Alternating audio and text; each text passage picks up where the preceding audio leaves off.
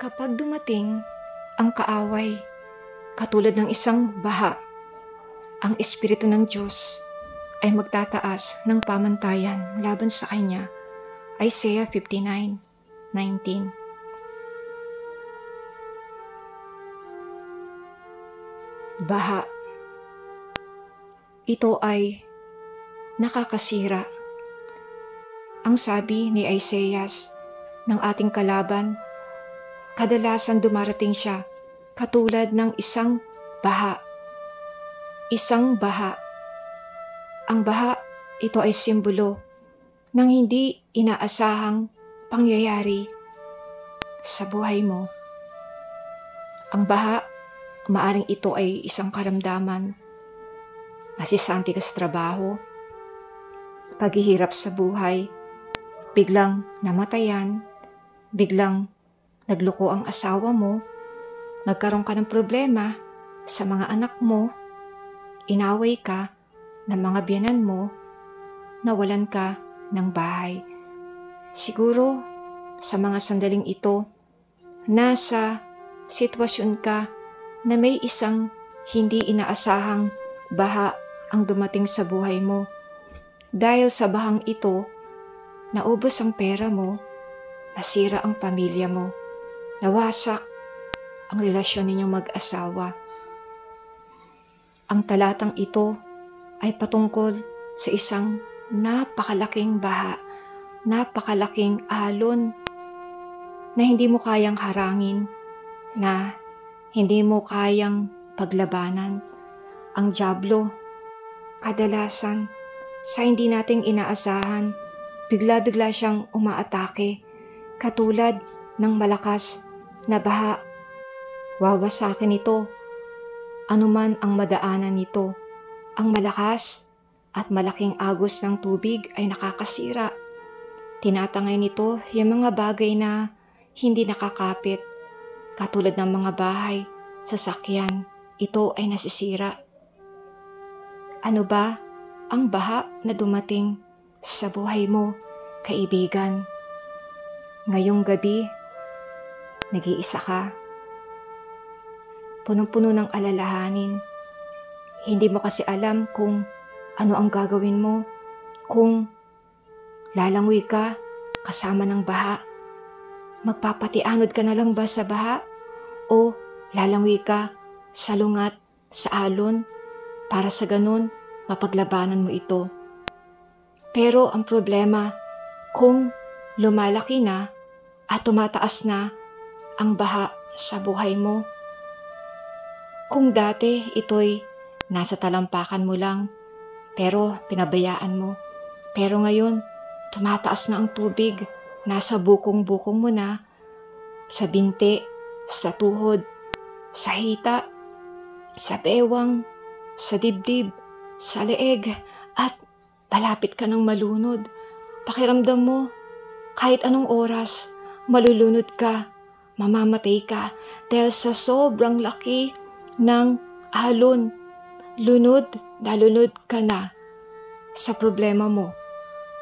Hanggang leeg na ang utang mo, said ka na, walang laman ang pitaka mo, ang lagayan ng bigas mo.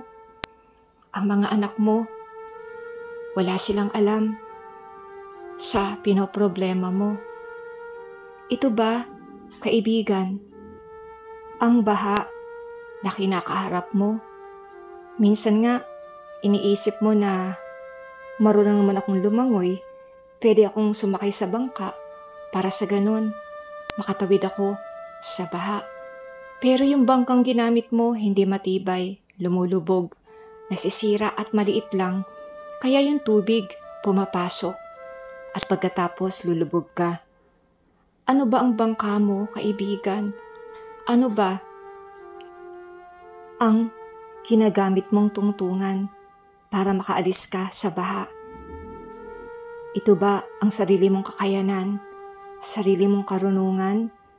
Ito ba yung abilidad mo, mga kaibigan? Pero ang bangkang yan, hindi siya magtatagal, hindi siya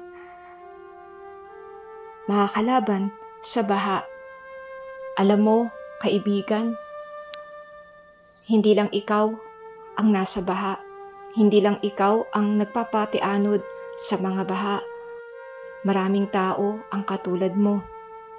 Kasi ang bangka na kinakapitan mo ay hindi matibay, hindi malakas ang pundasyon. Ang kailangan mo ay si Kristo. Siya ang angkla na gagabay sa iyo. Kapag yung bangka mo, nilagyan mo ng angkla, hindi ka lulubog, hindi ka mapapatianod.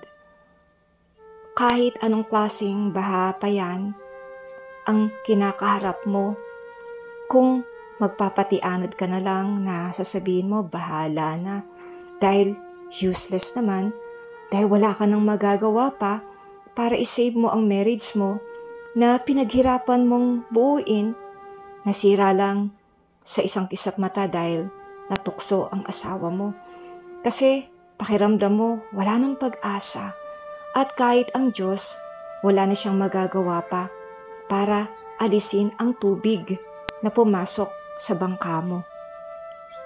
Ang sabi ng binasa ko, kaibigan, na kapag andyan ka sa malaking baha na umatake sa iyo, andyan ka sa ganitong sitwasyon, sabi, the Lord will raise a standard against the devil. Ano ba yung pamantayan na ilalagay ng Diyos para maingatan ka niya, para maprotektahan ka niya sa diablo? God will going to fight for you. God will make a way for you. Kahit alam mo na wala ka nang madadaanan pa, hindi ka na makakalagpas pa, pero there is nothing impossible with God. Gagawa siya ng paraan para makaalis ka dyan sa kinalalagyan mo. Kahit na lubog ka na sa baha, God is able to get you out of that situation. God can make a way for you. Walang imposible sa Kanya. Mahirap nga para sa iyo, but not for God. Don't limit God. Huwag mo kasi siyang limitahan. Huwag mo siyang ilalagay sa kahon. Malaki siyang Diyos at walang mahirap para sa Kanya. Kaya anuman ang baha mo na kinakaharap mo, kaibigan, gusto kong basahin sa iyo ang sinabi ni Propeta Jeremiah 32:27. Ang sabi ng Diyos sa talatang ito, is there anything too hard for me? Merong bang bagay na mahirap para sa akin? Maging totoo ka sana sa iyong sarili. Sa palagay mo ba na walang kakayahan ng Diyos na sagipin ka, na iahon ka sa baha na kinakaharap mo? Sa palagay mo ba hindi ka na makakaahon dyan sa utang mo?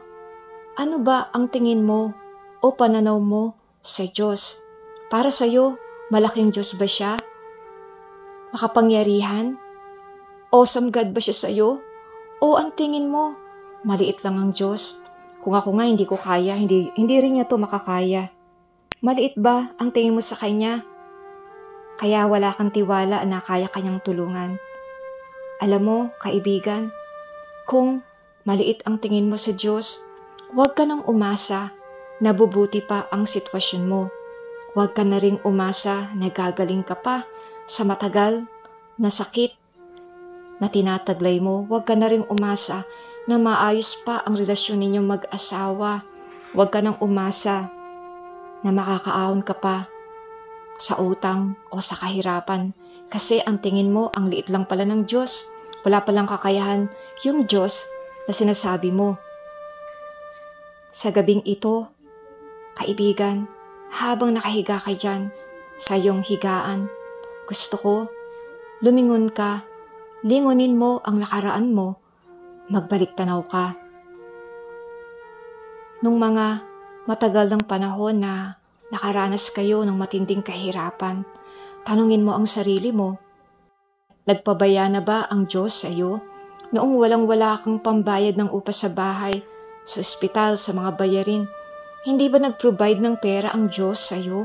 Hindi ba siya nagpadala o gumamit ng mga tao para tumulong sa iyo? Gaano mo ba kakilala ang Diyos? Saliksikin mo ang puso mo Tignan mong mabuti ang laman ng puso mo. Huwag mo kasing maliitin ang kakayahan ng Diyos. Huwag mo kasing sabihin na hindi ka mahal ng Diyos, na yung iba tinutulungan niya pero hindi ka. Yung iba pinagpapala niya pero hindi ka, dahil ang Diyos may paboritismo. No, our God is a loving God. He loves us. Wala siyang paborito.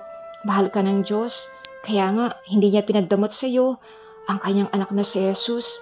Kasi kung hindi ka niya mahal, bakit niya pa ibinigay ang kanyang anak, ang kanyang kaisa-isang anak na si Jesus para mamatay para sa iyo?